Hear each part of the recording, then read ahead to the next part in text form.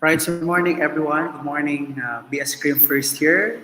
So, welcome to the chapter 3, the continuation of our discussion under chapter 2, and we will start with chapter 3. And this is our last lesson before we will proceed to our midterm examination. So, most probably, the schedule of our midterm examination will be on Friday. So, Friday na lang. Anyway, our exam will not be that so hard. Anyway, it's an art. Therefore, your examination will be very relaxed. Hindi naman siya mahirap. Just review all the discussions from chapter 1 to chapter 2. And by the way, I congratulate everybody for the best outputs that you have submitted. No? Claps. Give a virtual clap to yourselves dahil maganda yung mga output. And this means that you are really artistic in your own simple ways. Especially those students who made use of the available materials at home. I really appreciate that the use of indigenous materials. Kaya sabi ko nga, di ba, you don't have to look for something na wala sa inyong community, but look what is found or what is available and make use of it in making arts. Because as what we have said, being an artistic is also being resourceful. Being resourceful, being flexible, kaya natin gumawa ng art out from nothing. Okay? So let's continue. So if you see or if you watch this video, just comment down your name for your attendance. Because this video is private and I will just upload it. No? Just write your name on the comment section so I can see who among you are really visited our online class. So I hope everybody is okay right this moment. So I'm gonna share my screen now.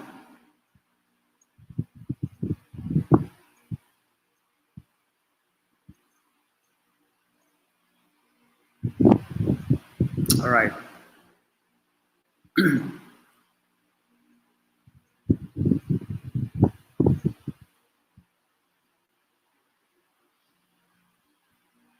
Not this, but this one. Let's just let's just discuss some of the remaining topics na na-miss natin since we're running out of time. So let's have the continuation of our discussion. This is still under chapter 2. And maybe one of the activities here under this kind of piece of arts will be done by you. Maybe sa mga next natin na mga activity, we can have it. Okay? Okay. So continuation. So we have woodcraft. So earlier or last meeting, we discussed about the textile art. No, that's why I asked you to create some hat. What else? You make some stitch, diba? And that was our last activity. That I was really impressed with what you have submitted.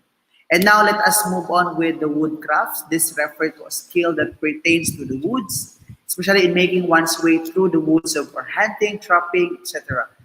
It also relates to subsistence lifestyle with the application of hunting, gathering. It's according to Horace 1906. So when you say wood crafts, ito yung mga crafts na gawa sa kahoy. No? So ito yung mga example natin. We have the carpentry. So of course, I know you're aware of carpentry, mga upuan. But most probably, when we talk about carpentry, it's about skilled trade in cutting, shaping, installation of building. So the primary goal of carpentry is for building during the construction of the building, something like that. How about marquetry? It's the art and craft of applying pieces of veneer, slices of wood to a structure to form decorative design. Veneer is yung mga, for example, design sa bahay, yung mga border ng salamin, maybe papagawa kayo ng magandang design sa mga upuan, like shape of flower, that's marquetry, no? That's marquetry. Or maybe sa sailing, sa inyong kisame, di ba may mga design sa both side, sa kanyang mga edge. So maybe a flower or maybe a shape of a heart, diamond, that's marquetry. They are made a piece of veneer, maliit na pieces ng kahoy, and they were created to form some decorative design. That's marquetry. And for wood turning, it is a form of wood working that is used to create wooden objects. So ano ba? Wooden object tulad no what? Gagawa tayo ng sandok na made of wood. Ano pa? Ano pa yung mga alamin na made of wood? Sandals made of wood. So wood turning is something that we can create out from the wood. So ano bang magawa mo dyan? So please observe all of this. Baka isa dito ang ipapagawa ko sa inyo later on, right after our exam. Anyway, next activities will be posted right after our midterm examination. For now, let's just focus with our midterm examination. So yan yung wood turning or ano ba? Maybe you can create what? You can create a star, a lantern made of wood. Ano pa ba? Yung ginagawa mo dyan, anything, no? Anything that you can create out from the wood. Kung ano yung maisip ng isang artist, like gagawa siya ng sandal, gagawa siya ng sandok, gagawa ka ng earrings made from wood, ano pa? Gagawa ka ng, ang dami. There are many things, there are many pieces of arts which you can create out from wood. That's why we call it wood turning. Turning wood into something beautiful, into something artistic. And ito very common, ito siya wood carving. Kung merong fruit carving, we also have this wood carving. It is a form of wood working to form a wooden figure or objects by using a knife or a chisel. No? So wood carving, you can create a flower or isang upuan, gawa mo ng design, di ba? That's wood carving. You can create an image, you can create some shapes, you can create something, some object. For example, sa upuan, gusto mong gawa ng flower, you will be using your chisel or the knife. And that's wood carving. Ito naman, this is also common, cabinetry. It is a skill in making a box-shaped piece of furniture with doors and drawers for keeping various objects. I don't think if we can realize this, kasi medyo mahirap ang cabinetry. But if you can, mas maganda. Mini cabinet, so this is very common. The cabinets that you have at home, maybe yung mga mounted na cabinet sa kusina, that's cabinetry. And I know you have this at home, no?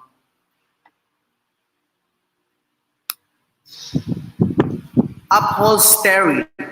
It is the work of building cushion and cover furniture. I'm not really sure of this. Hindi pa ako nakakita ng upholstery. Let's see. How does it look like? Para sure tayo, ha? Let us use our internet connection so we can find it out. What does this look like? So lahat tayo may idea, no? Maybe you already have this at home, but you don't know that it's called upholstery. Here. It's fine.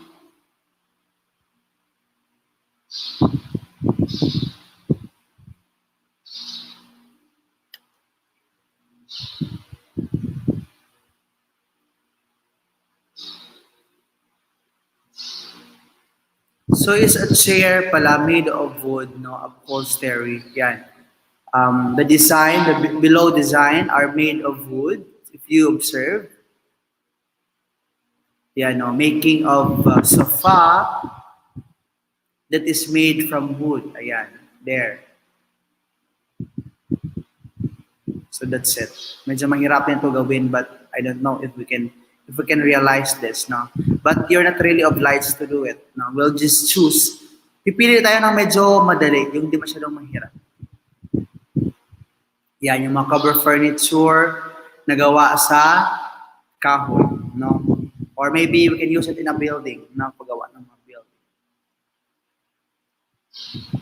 So that's all for metal. Anyway, very self-explanatory naman. We don't have to explain it, but I just discuss it for you to be aware what are the parts of this wood crafts. But anyway, this module is already uploaded in our village, so you can check it out there and see it yourself. And you can also explore Google to find, pwede naman kayo tumingin sa mga Google. For example, gusto niyo gumawa ng upholstery or ng wood turning, you can get some idea from the Google. But then, do not really copy them. Just use them as a guide because every artist is unique. You should know your own uniqueness, your own skills as to the creation of different pieces of arts. Now, let's have the metal crafts. This is also very common to us. And all of these arts are found at home, found at school, found everywhere. So this refer to the art of executing artistic design in metal for wood. So earlier, we discussed the raw materials we used earlier is wood. But here, we will create something out from the metal.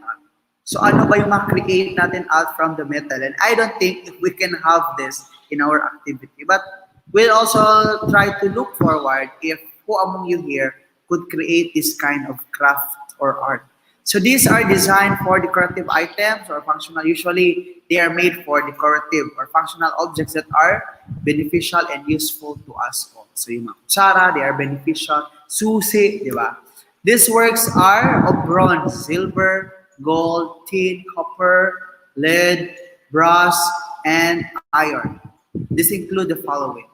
Yung brass is yung parang gold. Usually ang brass, nakita ito sa mga indigenous people. Ito yung mga kagamitan ng mga sinang tao. Yung parang kulay gold. Minsan, ito yung, alam niyo yung mga bracelet or mga necklace ng mga blaan, tiboli, yung tumutunog, and yung, it looks like a gold. They're not gold, but they are brass ang tawag doon. Then minsan yung nalagyan ng mama. I don't think if you have idea on that. Especially sa mga IP people, they know it. Especially to us, I'm an IP, so I have this. We have this in our lolo at lola. They have this brass. Now, first example of metal craft is jewelry. Yan. Our necklace, our watch, our bracelet, our earrings, or the designs at home, designs that put in our clothes, ayan, the zipper, they are made of metal. They are metal crafts and jewelry. Yan. Sing-sing. Metal casting naman, it is a process by which a liquid material like bronze, copper, glass, aluminum, and iron is poured into a mold which contains the hollow cavity of the desired shape and then allowed to solidify. Ito yung pagtutunaw ng metal. And out from this, kagawa naman na, for example, tinunaw yung gold, yung bronze. Tutunawin siya ngayon, for example, bracelet, patunaw natin. Then, recreate again into another object. So, magiging solid na siya, solidification. From liquid to solid. Tinunaw yung metal and yun, i-create ng something new shape or new artistic art. So that's it. It's already solidified. And welded sculpture. Ito naman yung mga form in which statue is made using welding techniques. Ito yung mga statwa na gawa sa metal. No? Like, what we use here is welding. Alam niyo man yung welding, di ba? We do welding to create something out from that metal. Gusto mong pagawa ng statwa ni Rizal out from made of metal. So if you're going to compare it, metal is more what do you call this? Long lasting. It's more long lasting than the wood crafts. Kasi pag wood crafts, break kainin ng anay, masira, magluma, mabasa. But for metal, ito medyo kami kamahalan ang metal, but it's more matagal siya, masira, long lasting siya compared to the wood ones.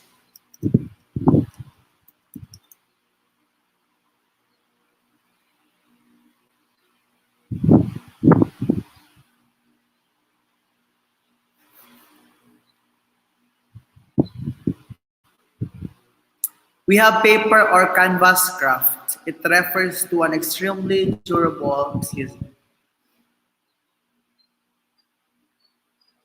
Just wait for a while. I have important call.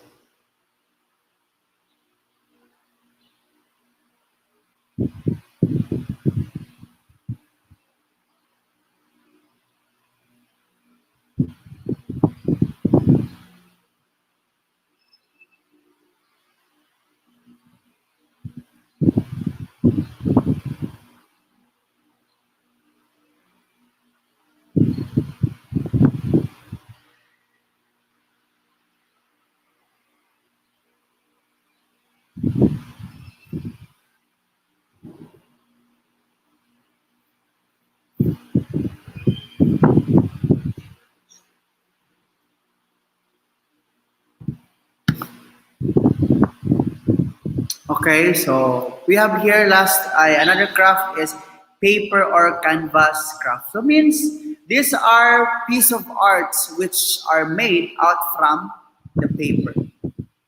So it refers to an extremely durable plain woven fabric used for making backpacks, tents, marquees, and other sustainable items. This include the following. So hindi lang siya made of papel para no, but these are plain woven fabric. Alam mo yung ginagamit sa mga tent, ginagamit sa payong, sa bag, yung medyo manipis naman siya but it's durable, sustainable siya. Tagal masira. So we have here the following example of it. Mhm. So book binding, it is a process of physically assembling a book. This is very common to us from some folded or unfolded sheets of paper or other material. So sometimes it is made pag magbagawa kayo ng thesis, ng mga manuscript nyo, we do this book binding. But in book binding naman, I guess or I believe there are many ways naman and there are many materials na pwedeng gamitin na lang. Depende na rin sa creativity ng isang artist no or isang yung gumagawa. We have card making, of course. This is often done during holidays, during celebrations. It is a handmade technique for producing greeting. So I believe dito pwede itong gawin. Especially today, we are now using technology. Mas napapaganda pa yung paggawa ng art. But then, in here kasi, we will use it by having some handmade technique. Pretend, gawa ng design, that's handmade. Collage. So ito, pwede dito natin gawin, no? Collage. It is a technique where the artwork is made from an assemblage or different forms, thus creating a new whole. Sometimes, we will cut some piece of paper and we will create some images. So pwede ganun. Or maybe, yung nangyari, if you watch yung Rubik's King, yung ginawa niya sa Rubik's is, he formed the Rubik's and then, overall, nag-create siya ng isang image of collage. I know you know what is collage and try to look it on Google if you're not really particular with this. But this is very common to us. Next, origami. Ito very common din ito siya, no? The origami. It is a Japanese cultural art of paper folding. So origami, out from the paper, out from folding of paper, you can create sometimes swan, you can create some flower. So we'll try to look some example of origami daw dito, yung mga magandang origami.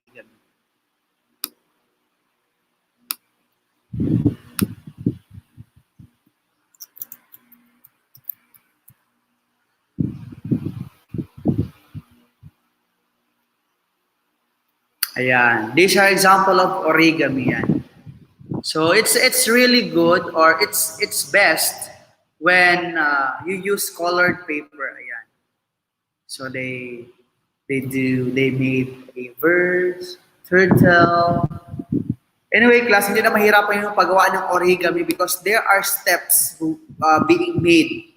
Just watch it in YouTube and you could actually find there yung mga magagandang art na gawa sa papel or we call it origami. Yan. Yan. Very nice. Out from paper, piece of paper, they created flower. So prepare kasi most of these activities will be done by you maybe after our midterm exam. Yan. Yan. Super cute, no? Ang dami. They created different animals. Yan, may fish. Ano ba ito? Baboy. Penguin ba ito? This one is, I don't know if it is rabbit, bird, frog. No, very nice. That's how origami works. We'll try to look some. Yan, you can create flower or butterfly out from a paper. Or butterfly, ayan. There are many kinds of butterfly or design that you can create. So anything, it depends upon your creativity na rin. Because I believe you all have your idea, your own idea, and just make it happen.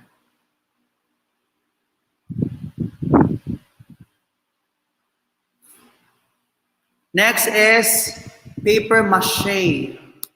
Paper mache is a composite material consisting of paper pieces of pulp, sometimes reinforced with textile bound with an adhesive. So ito yung combination na the use of textile and paper. So let's find here. How does it look like? Mas maganda yung makita talaga natin. How does it look like? Paper mache.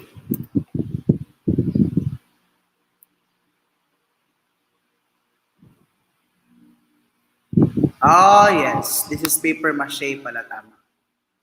So paper mache is made. Ginagawa. I don't think if I made it when I was in high school. So I guess ginagawa is you have to cut the pieces of paper into little pieces. Then basain yata. I don't know the process. But you can look or you can find it in YouTube how they made it. Basta yung idea is gupitin yung papel, pwedeng lagyan ng kulay, then lagyan yata ng yung mapadikit ng glue. Glue ba yun or yung ginagawa na lang yung kasaba flour ba yan yung ginagawa para magkadikit-dikit siya, yan. Then out from that, you can create an object. So out from that pieces of paper, this is paper mache. Parang nagawa ko siya pero hindi ko lang alam kung maganda yung sa akin during, because you know, I'm not really that artistic. I'm not really good in handcraft. Ayan. Maganda. They created a lot of objects. Ayan, dito. Very common yung iba yung di na pinukulayan, but it's good when you put color. So, ayan. This is paper mache.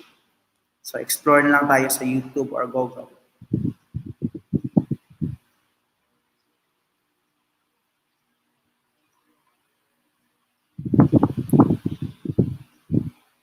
Scrapbooking.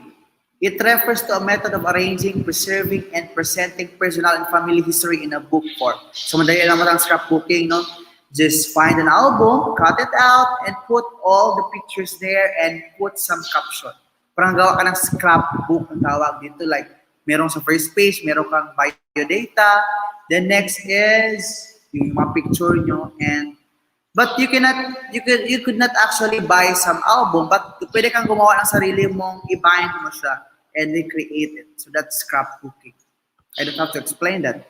That's very common to us. Rubber stamping. It is a craft in which some type of ink made of dye or pigment applied to an image or pattern that carved, molded, laser, engraved, or vulcanized onto a sheet of rubber. Let's try to find how does it look like. Parang dito common sa akin. I mean, it's not familiar sa akin. How does this look like? Take note how it is a craft in which some type of ink made of dye, pigment applied to an image or pattern that carved, molded, laser, engraved, or vulcanized. I guess pwede ito sa damit, no? Yung paggawa ng damit. When we want to put some color in it, yung dye, alam mo yung paggawa ng damit na ginagamitan ng colored and it looks like a summer.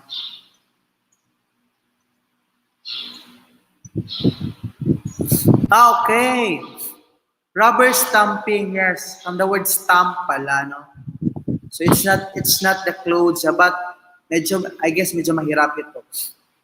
But if you are good in it, class, pwede kayong maka-income dito, especially if you want to making what? If you want to make some stamp, no? Like, you create from a wood, siguro we will be using wood din dito, wood. You reform it with your name or with your signature. Usually, signature ang nangyayari dito. Pero sa takurong ito marami.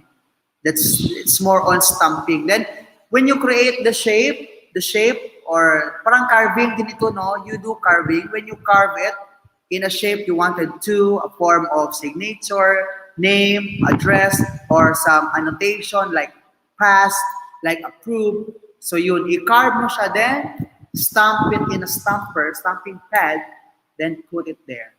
So it will mark, no, based on what you have carved. Kung ano yung kinarve mo, so yun yung maging output. And so we have here a different example. Pero usually ito nakikita natin sa mga offices, no? So mga signature, yan, approved, recommended. So we will also do this. Try natin kung makaya nyo ito. Let's see. And I'm so excited.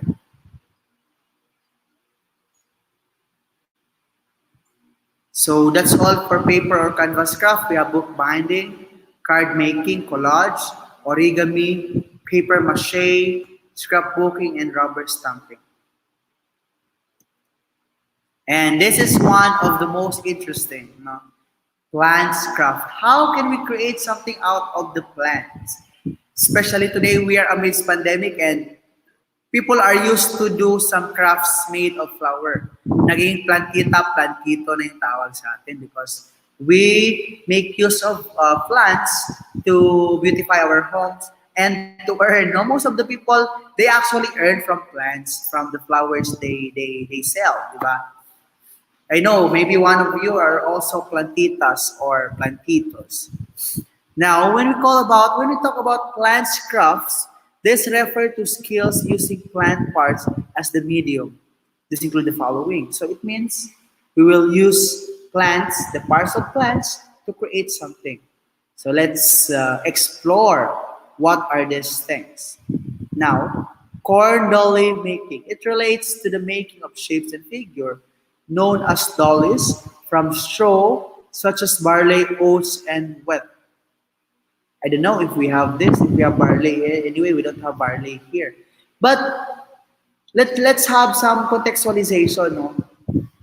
Out from the parts of the plants or the plants, yes, out from the plants, yung saging, pwede kayong mag-create ng something, yung stem nila. Like out from the plants, like we can create some bracelet, di ba? Parts of the plants, the leaves. What else? Ano pa yung ginagawa sa... In here naman, we are not really required to do what is being asked, but we will try to connect it with our community. Ano yung meron sa community natin available to make this corn dolly making, no? Or ano ba yung ginagawa minsan? Ano ba yung usually ginagawa niya sa bahay that made from anything, no? Anyway, dito we're open, we are diverse. We are, you know what? We are free. We have freedom to create what we want out from the plants. Floral design. It is the art of using plant materials and flowers to create a pleasing balanced composition. Ito naman usually sa mga flower shop. So pwede kayong magawa ng flower design or using ikebana. You know what is ikebana? The known flower arrangement of Japan. Yung may first layer, second layer, third layer. Minsan sa mga patayt, no, ginagawa din ito. Like, you are going to combine the petals, the flowers, and create something beautiful with balance. Means merong complement yung kulay. There is an arrangement. You arrange all the flowers, their petals, their color, and form it. Minsan ginagamitan sa mga flower shop, gumagamit sila ng floral foam. Floral foam, doon nilalagay yung, especially if you're using fresh flowers.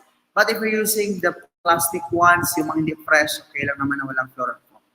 The floral design or flower arrangement minsan sa mga pageant, sa mga important events, and using making bouquet, di ba? Paggawa ng bouquet, we also do some design. We also do some arrangement with what color we're going to use, what flower we're going to use, something like that. Next is pressed flower craft. Consists of drying flower petals and leaves in a flower press to flatten and exclude light and moisture. Ito usually yung ginagawa is, pag binigyan ka ng flower ng loved ones mo, iipit mo sa book, then magdadry siya, so pwede mo siyang ipalaminate, dikit sa mga albums, something like that. Pressed flower craft. You're going to dry the flower, the petals, or the leaves, and put it something which you can preserve it. So that's pressed flower. So tayo natin maghanap ng pressed flower. Ano yung mga magandang pressed flower dito?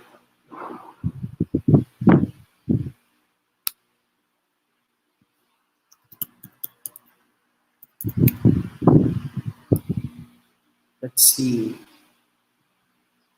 Ayan, pressed flower.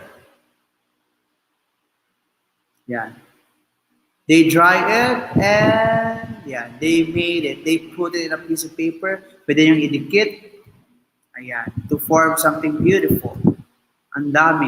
And you can be creative on this class. I believe you are very creative in your own simple ways, then do not rely on what we have seen. Oh, we can make use of these things as our guide, but after all, it depends upon our own creativity, how creative we are in creating this pressed flower. pressed flower. Ayan. This is very... Usually, ito nangyayari sa science class, if you still remember, yung mga herbal plants, no? Ginagawa ng teacher natin. Kami noon, I still remember when I was in high school, specifically in first year high school. Kasi dati, di ba man grade 7, first year, second year, third year, fourth year. What we did in our science class is, we find some medicinal plants, herbal plants, and we dry them up and ganun. Gumawa kami ng pressed. We pressed it for its conservation.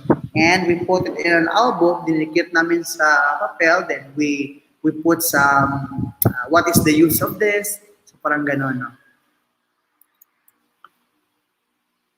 I hope you understand.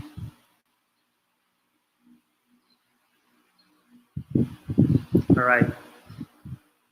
So that's it. So we have three different parts under and plants crafts. Now we have the principles of understanding artistic design and composition.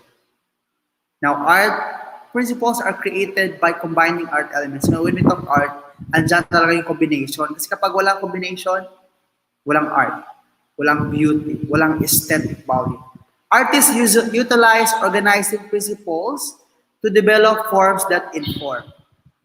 Among the fundamental principles of art are harmony. What we call harmony, paano mo gi-blend yung mga color? Like in singing, how you make use of different notes, different, what else? Voices to create a beautiful voice in general.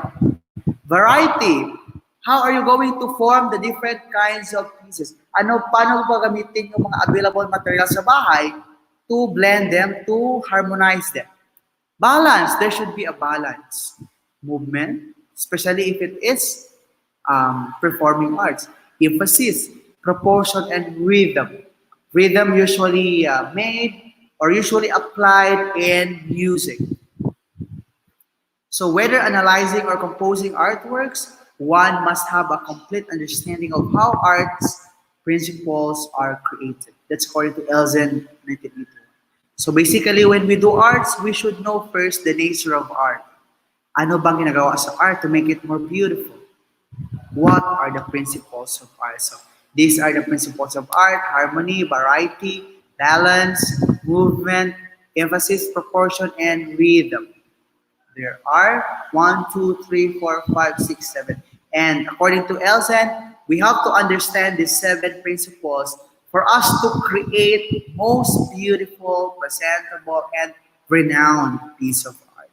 Especially sa mga talent dyan in terms of arts, please rely on these principles. Because these principles will guide you along your way when you create something. So let's begin with the principle of harmony. Ano kaya ang principle of harmony? When all of the elements are interact well in artwork, visual harmony is attained. So yan. So kapag maganda yung formation, maganda yung choreography, maganda yung pagkakalagay ng kulay, maganda yung combination ng color, means there is a harmony. This is accomplished by using similar types of geometric shapes. So ginagamitan ng mga geometric shapes, no? Pa-heart ba siya? Perfect yung angle, di ba? Square, perfect yung square. Perfect yung pagkakalagay ng mga pieces of, for example, when you are using collage. Perfect yung linya, straight. The colors are good in the eyes and nag-blend yung kulay, di ba? Minsan kasi may mga pieces of art na maganda, pero pangit yung pagkakalagay ng kulay. Pangit yung combination of color and they are not pleasing in the eyes. Therefore, masasabi natin walang principle of harmony yung artist. Then a work of art to create unified composition. Likewise, using various cool or warm colors would help to produce a harmony yun na yun. Minsan yung mga attractive na kulay is kailangan natin gamitin ng maayos because they are not good, they are not pleasing in the eyes. But sometimes we make use of a warm color, cool color, or combine them.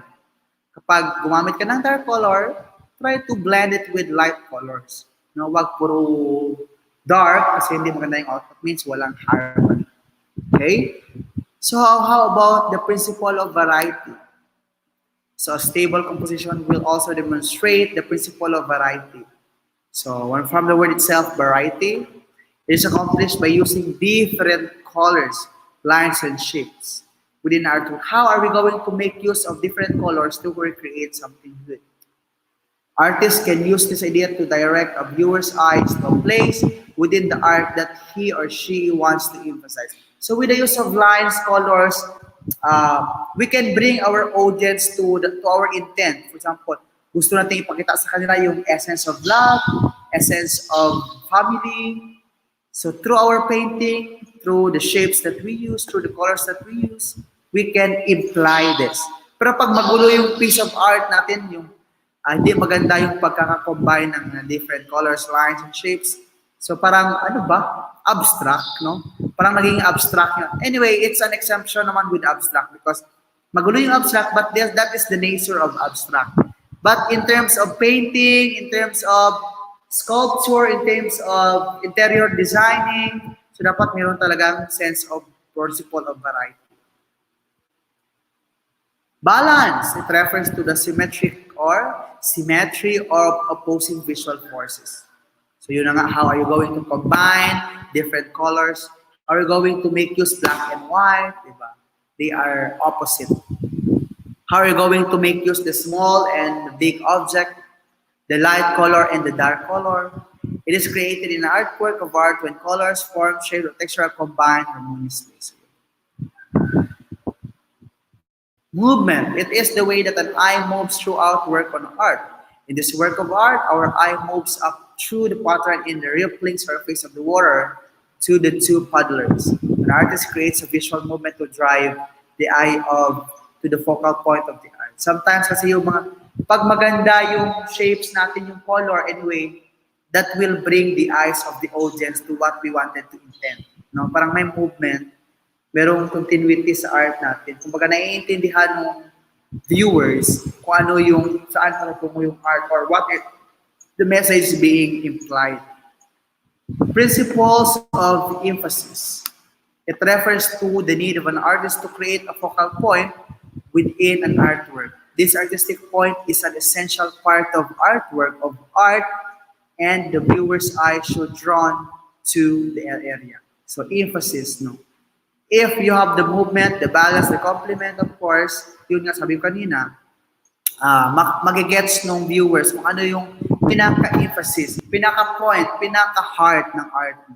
If it is about nature ba, it's about family, about love, about anger, about revenge, that's your emphasis. And it depends upon you as an artist. How are you going to make your emphasis? Or how are you going to capture your audience to bring them with the emphasis of your art, no? Maliban sa abstract, no? Of course, there is no emphasis with abstract because it's an abstract. Ito, proportion. And sometimes, the principle of proportion is not actually attained by an artist. Medyo mahirap i-attain ang proportion, especially if you're not good in doing shapes, choice of color. Sometimes they're an artist. They're good in drawing, in painting, in forming, but they are not good in choice of colors. Now, this principle is created when the sizes of elements in artwork are combined. So, it's more on combination pa rin. To make it proportion, you have to combine them. The artist usually tries to make all of the parts in a composition relate logically to each other to depict the human form within the proper proportion. So, dapat proportion siya means equal, balance. Yung kulay, kung ilan yung ginamit mo na kulay, ilang percent, dapat ganoon din sa right. Kapag ano yung shape dito, dapat yung shape. Hindi siya balingan pa. They are, we call it equilibrium. There is a sense of equilibrium. They are balanced. Rhythm. Last one is rhythm. Rhythm. Principles of rhythm refers to the use of visual pattern within a work of art. Models within an artwork are created by repeating certain colors, line or shapes in specific areas. It can also be used to form a variety of texture within a work art. So, kapag sa music and dance, yung rhythm niya, yung gracefulness, di ba? Yung beat ng music. But when we talk about art, how are we going to apply rhythm is what? Where the color we use. Excuse for a while.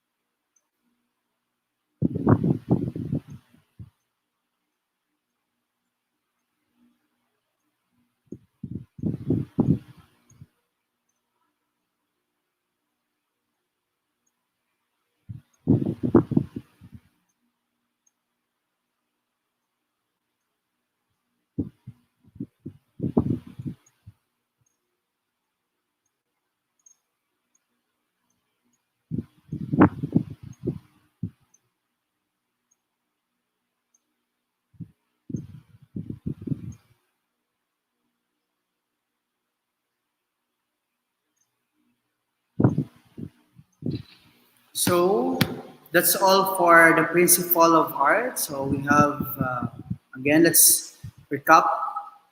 We have harmony, variety, balance, movement, emphasis, proportion, rhythm. Motivated functions of art. The motivated purposes of art are intentional and conscious action on the part of the artist. Art may bring political change or comment on the life in society. It may also convey specific propaganda or just a form of communication. So yun ang ano when we talk about art, sometimes it brings facts, reality about politics, about the government, and sometimes it's a propaganda, a form of advertisement, and most of the time, art is what? A way of communication or a way of expression.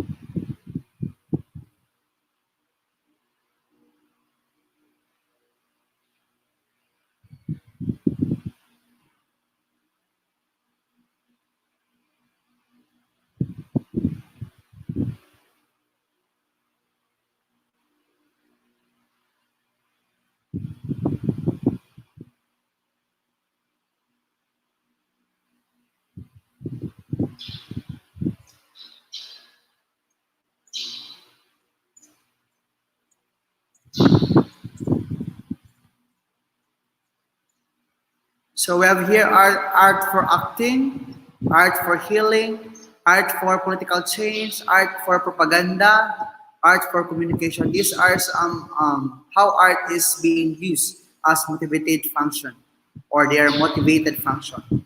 So yeah, we do art like showing our emotion, Art for healing, yung mga therapists, psychotherapists, clinical psychologists, and more. Art for political change, ano yung ginagawa dito is yung paggawa ng use visual images to bring about legislative modification like using cartoons to express our thoughts about political cha-cha. Art for propaganda, yung influence, popular ideas or moods, ito yung mga advertise. Art for communication, yan, toward individual. For example, graphic is a form of art for communication in which the artist expresses her emotions, feelings, and moods. So that's it for this, the continuation of it. Let's check how many minutes is left on this discussion.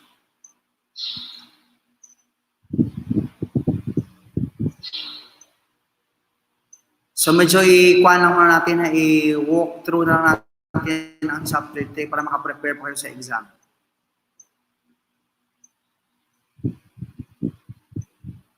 So we have remaining 20 minutes. So this activity talent show, hindi ito mangyayari kasi hindi tayo face-to-face. But I included it in your module na lang.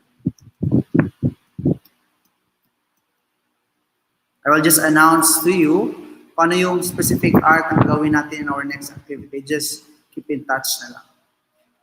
So finally, we are now on the chapter 3 and so ibig sabihin kung ano yung ending, ano yung part na ma-discuss natin today, that will be that will cover our exam for our examination, sali sa examination natin. So we will discover here the Western art history. Okay, ano bang meron dito? So at the end of this chapter, you should be able to describe the history of art in prehistoric civilization,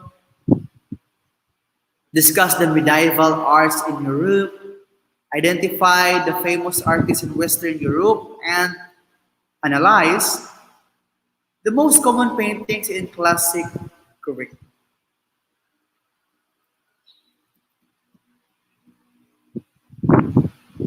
Okay, so before we continue, and you have to answer this. Upon looking at this picture, what comes in your mind? Please comment down your answer. I will give 5 points. What do you think is the message of this picture? Please write down, comment down your answer on the comment section. Comment down your answer on the comment section. What is this art all about? Or what is the meaning of this picture? So I will wait for your answer. Comment it down. So ilagay niyo ano yung pagkakaintindi niyo sa art na to as a part of our activity. So I will zoom it out. I-zoom ko pa. Yan. How or what is your perception? What comes in your mind upon looking at this picture? Okay? I will give you 1 minute to write your answer.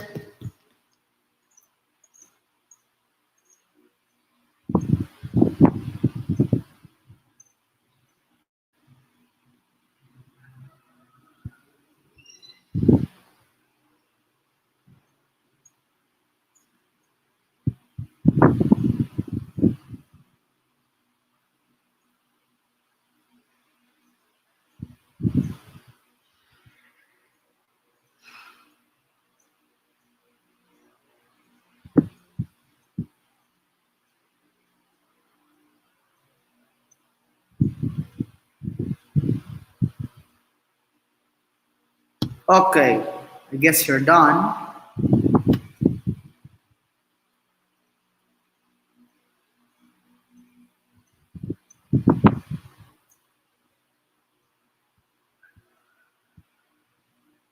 Right.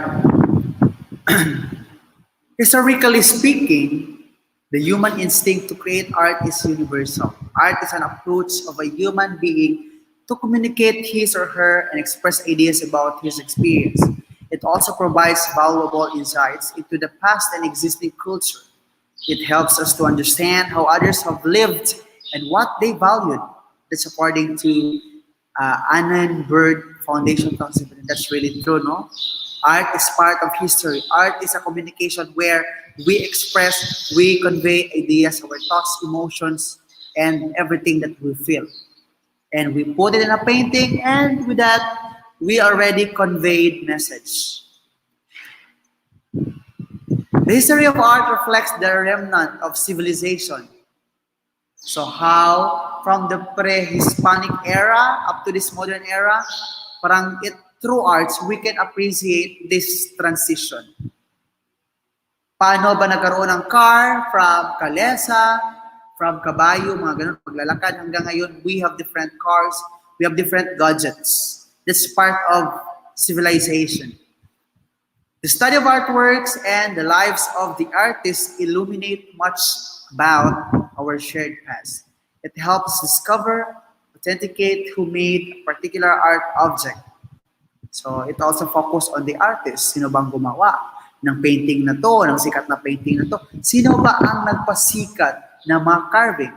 Diba? Parang upon looking on this art, we can also unfold the secrets behind it.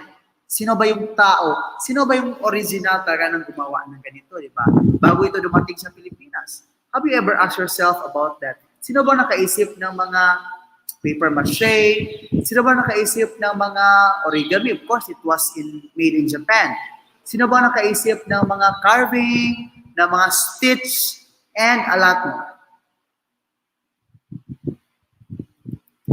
The history of art also covers the entire history of humankind since prehistoric times. Ito yung sasabi ko sa inyo. What was the life of the people before? How are you going to compare the life of the people before and today, through and on? Art is a product of man's emotional and intellectual connection with the world. We sometimes express our emotion, what we feel, especially today. That's why in our first activity, I asked you to draw what you feel. Because I wanted to know your emotion through your painting.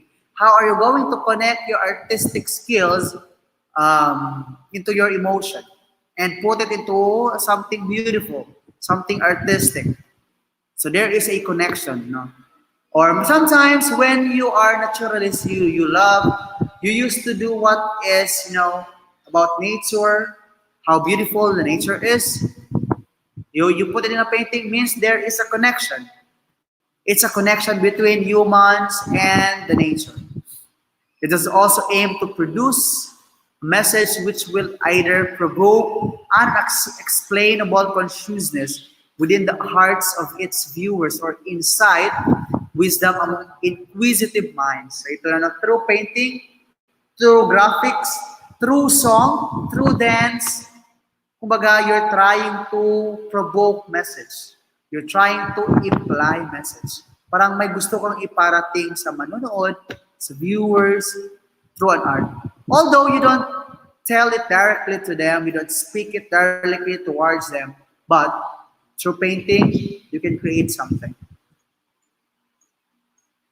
Now, Leroy Gorhan, 1967, lists 3 primary domains of the expression of feelings associated to the first periods of humanity that may add to our understanding of the beginnings of art, such as psychophysiological impressions, magic, religious, and techno-economic. These are 3 primary domains, according to Leroy Goran, as to the expression of feeling associated to the first periods of humanity, through art specifically.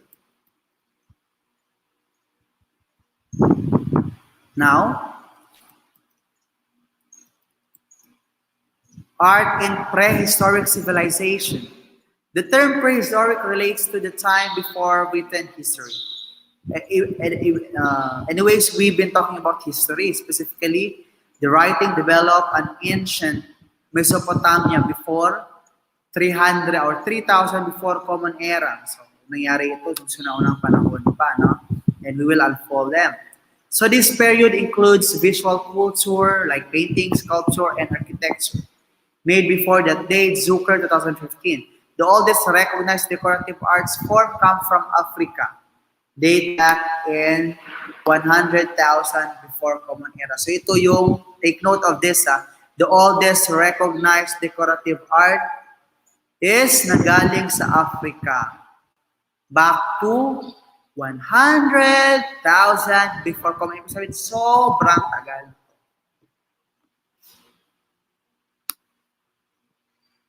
Prehistoric art has 4 main periods: Stone Age, Neolithic, Bronze Age, and Iron Age. Ito yung four main periods ng prehistoric, yung transition ng arts. The remaining artifacts of this period are small sculptures and cave painting. During these early times, different forms of art were created and performed as a sign of communication or adoration to the deity. So, ibig sabihin ng unang panahon, during this Stone Age, Neolithic, Bronze Age, and Iron Age, the function of art is communication or adoration. How they how they praise their God, how they preach their God, how they adore their deity. No? Yung mga gods nila, yung mga goddesses, yung mga tao mas mataas sa kanila. That's the form or that's the function of art before. Pero ngayon, wala naman to. It's no longer applicable.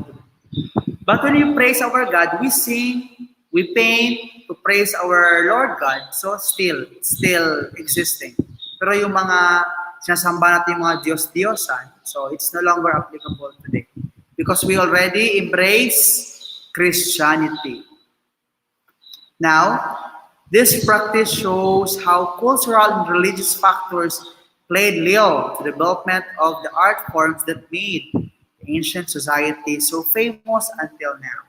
Kaya may mga bansa, especially Africa, they are still renowned. Sikat pa rin sila up to this day because of their arts. Like in Egypt, they are known with their what? With their pyramid of Egypt, the murals that they have. So yun. Minsan kasi napapasikat sa isang bansa is yung mga gawa nila. The arts that they made. No? The arts that they made will actually reflect their society, their economy, their country.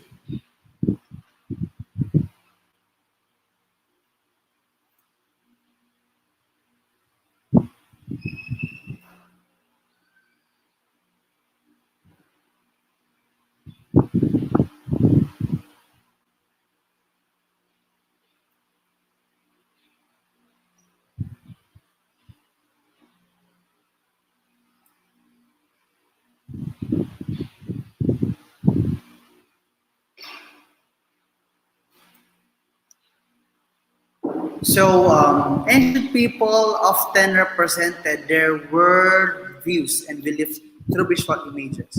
So, they express their views, their ideas through visual images. So, yun ang art is an expression. Art emerged with the appearance and the dispersal of entirely modern people through Africa, Asia, Australia, America, and Europe. Paintings, sculptures, engravings, and potteries are expressions for beauty and complex social and spiritual systems. So, kahit painting lang yan siya, sculpture, engraving, even potteries, they have message. They wanted to express beauty and complex social and spiritual system, even the complexity of sociality.